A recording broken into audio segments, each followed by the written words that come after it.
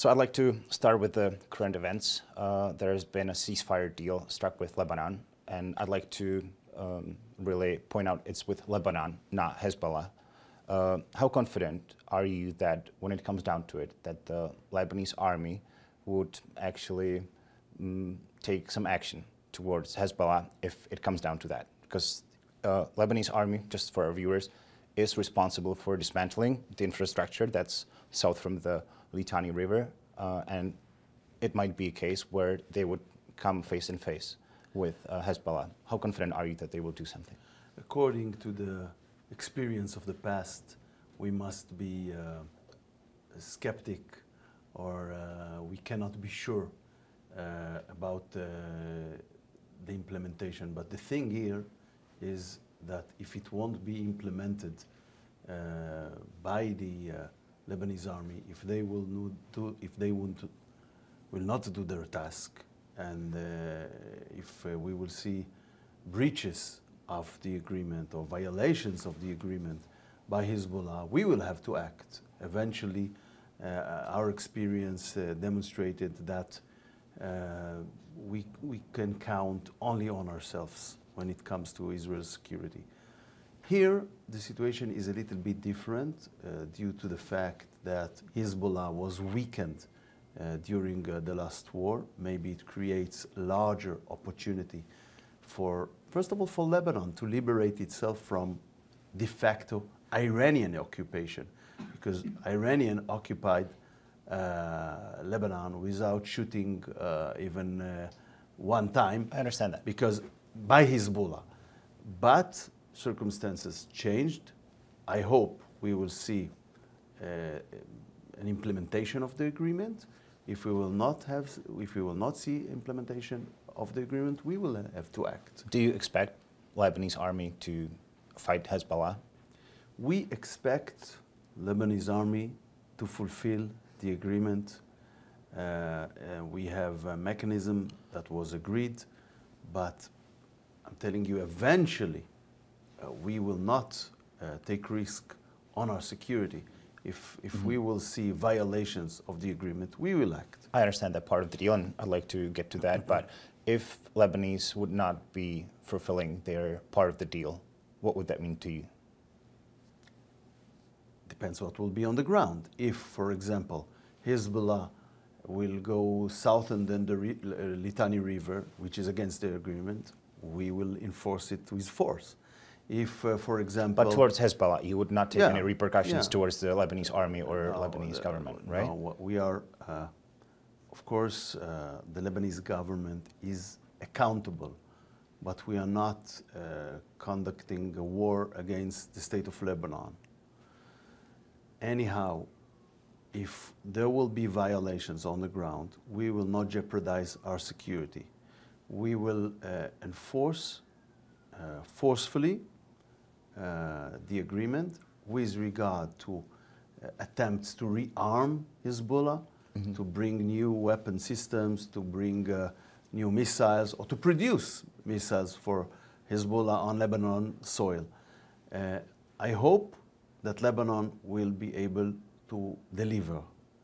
If it won't be able to deliver, we will have to act. How important is the involvement of US and we France? give a chance, we here give a chance for an international attempt, but we made it clear, we preserve our right for self-defense. The criteria are very clear according to agreement, and we hope that everyone will stick to the agreement. Could this, as you call it, experiment be some sort of the blueprint of how the situation in Gaza could look after, the war is over? And I realize it might be a distant future. We don't know when that would be possible. But could you see involvement of, let's say, US and France within the Gaza Strip in any capacity, just like we see in the southern Lebanon? Or I don't think the US and France want such an involvement in the Gaza Strip, and I don't think it's the same thing. This is a totally different issue. We will work with it differently. How?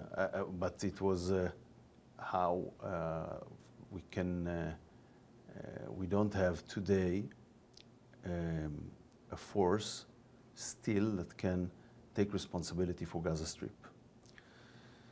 Hamas still exists as a military power, and even weakened sort of governmental power in Gaza Strip. That cannot bring peace to Gaza Strip or to the region, and that must be changed. If Hamas will be totally defeated, then we will live with certain local leadership under the conditions they will not deal with terror or incitement.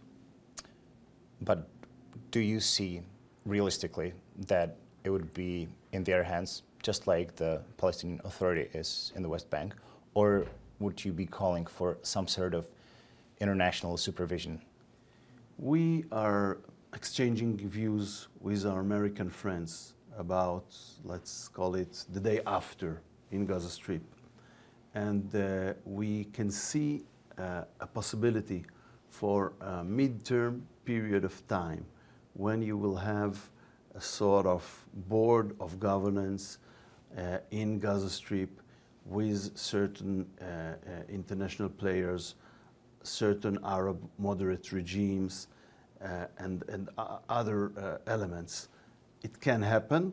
We are still not there because we hadn't finished the work there. But eventually, that can work for a temporary period of time to run the civil aspects of the life in Gaza Strip. So it would be people on the ground from third countries kind of providing what you described.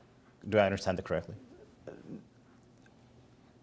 I'm not seeing so many countries enthusiastic to have role in Gaza Strip. But we are discussing a lot of issues about it with our American friends.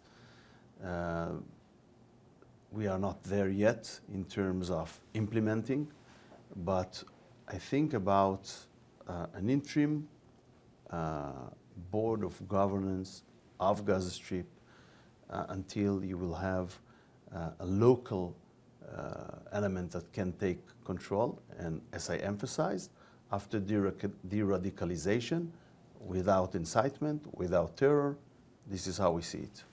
You said yesterday after meeting with Mr. Lebowski that the conditions for ending the war in Gaza are saving all the hostages that are there, eradicating Hamas.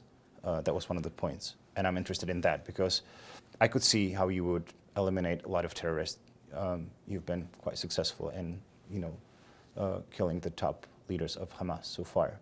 But there's a lot of population, and it's really hard to get rid of that idea as a whole. So where do you draw the line, and what does it mean to eradicate Hamas? It's not the idea, it's the regime. The Nazi regime in Germany surrendered, capitulated in 1945. He lost the war. It doesn't mean that the Nazi idea does not exist. Still, you have neo-Nazis today in Europe, even in Germany, but they don't control a territory, a state. The war must end with a conclusive fact that Hamas is not ruling Gaza Strip. The citizens of Gaza themselves needs it. The security of the region and the security of the state of Israel needs it. After October 7, after all they had done, they cannot stay in power. And ideas, it's something different. Another big news in last weeks was the ruling of International Court. And they issued a warrant for Netanyahu, mainly. How will that affect his, him being a prime minister of Israel?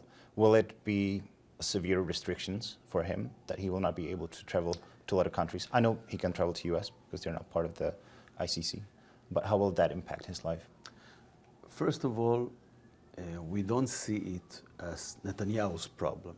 We see it as warrants that were delivered against the state of Israel, against the right for self-defense. And this is an assault on our right for self-defense as the most attacked, the most threatened country in the whole world. Altogether, it's political. Of course, we appeal to there, but that thing must bother everyone that cares for the fight of democracies, implementing the rule of law with an independent judiciary, being brought to a trial when we are not even a member state of the ICC. They don't have jurisdiction on Israel at all. I understand that, but he could travel to countries that are part of ICC. First of all, we can find solutions. You just heard yesterday the French government saying that heads of state enjoy from immunity, and this is their perception on the issue. And so we can find solution to that. The most important thing is not where Mr. Netanyahu, Prime Minister of Israel, will travel or not. The most important thing is an assault on the right for self-defense of a democracy, battling against the most cruel terrorists in the world. We were attacked from 7 fronts. We hadn't started a war in each of these fronts. And we do it according to the international law. I respect that. We do it according to the international law. We have the Attorney General in the Security Cabinet meetings. We are strict with that. So altogether, what happened is that the ICC hurted the legitimacy of itself and the credibility. And by the way, this is something that I heard also from people here in the Czech Republic. I would say in Czech Republic, some of the politicians are not even, on the same page. The Ministry of Foreign Affairs officially says we will respect the ICC ruling. The advisor of President, he said we should not respect that. How does that make you feel that there is this, different level of respecting the ICC decision?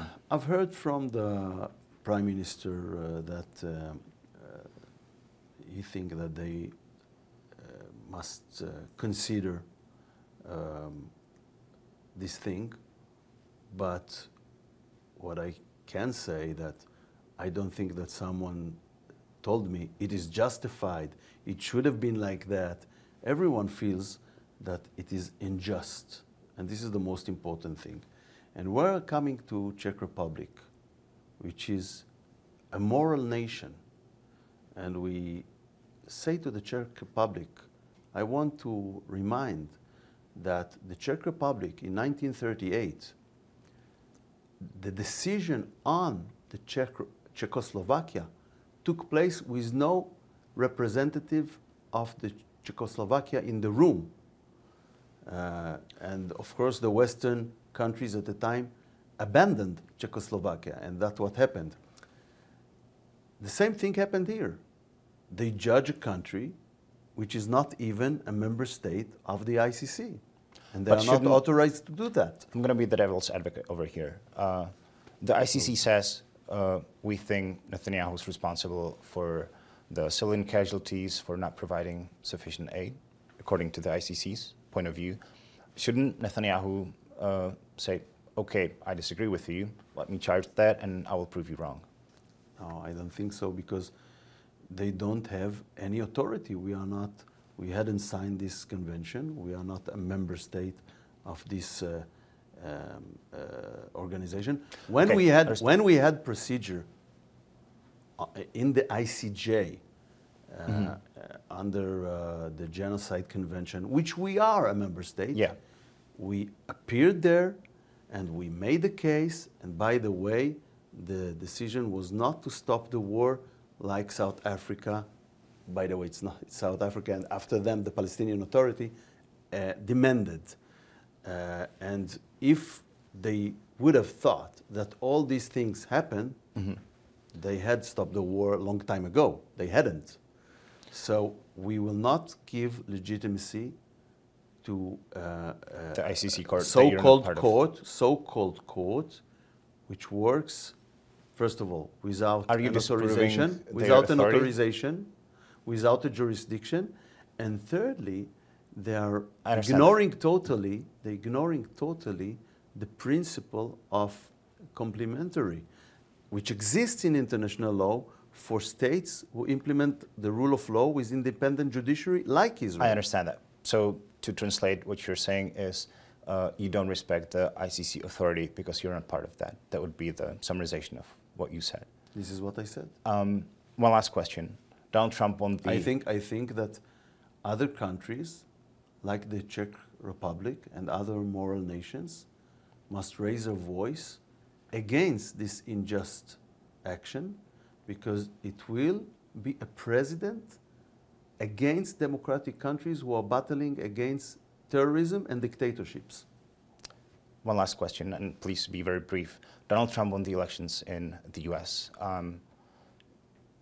What are you expecting that will change in the Middle East? Last time when he was the president, he was trying to make peace accords in that region.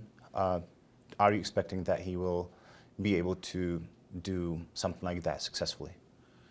First of all, we are not, the elections in the United States take place in the United States. It's for the American people to elect, and they elected Donald Trump. What I can say from our point of view, Donald Trump in his first term was a very friendly president to the state of Israel. Secondly, he was very effective in bringing peace to the Middle East. I can remind you that the normalization agreement, the peace agreement with the Emirates, with Morocco, with Bahrain, they all were achieved during the term of Donald Trump as President of the United States. And so will he solve the Middle East issue? I think we can work very good together with the Trump administration. We know the people is going to nominate in the positions relevant for the Middle Eastern issues, and they are all people that see eye to eye with us the issues on the agenda. So we are optimistic. We think it can help world order, and it can help stabilize Middle East, and we are looking forward to work with the new administration. Thank you very much for the interview. You're welcome.